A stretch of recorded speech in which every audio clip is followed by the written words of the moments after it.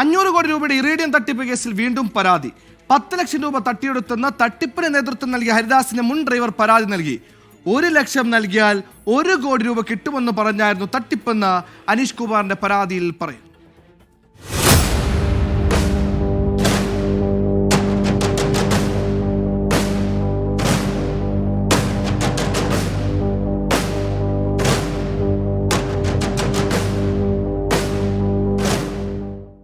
ഇരിങ്ങാലക്കുട ഡിവൈഎസ്പിക്ക് മുൻ ഡ്രൈവർ അനീഷ് കുമാർ നൽകിയ പരാതിയിലാണ് കൂടുതൽ വിവരങ്ങൾ പുറത്തുവരുന്നത്.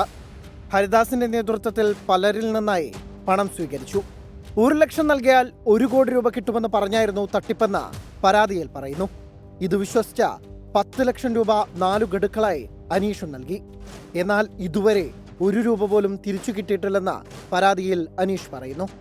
തൃശൂർ, പാലക്കാട് ജില്ലകൾ കേന്ദ്രീകരിച്ച 500 കോടി രൂപയുടെ തട്ടിപ്പ് നടന്നതായാണ് പോലീസിന്റെ പ്രാഥമിക നിഗമനം. സംഭവത്തിൽ സ്പെഷ്യൽ ബ്രാഞ്ച് അടക്കം റിപ്പോർട്ട് നൽകിയിട്ടുണ്ട്. നേരത്തെ മാപ്രാണം സ്വദേശിയുടെ പരാതിയിൽ ഹരിദാസ് അടക്കം 3 പേരെ പ്രതിയാക്കി കേസെടുത്തിരുന്നു. 24 തൃശൂർ.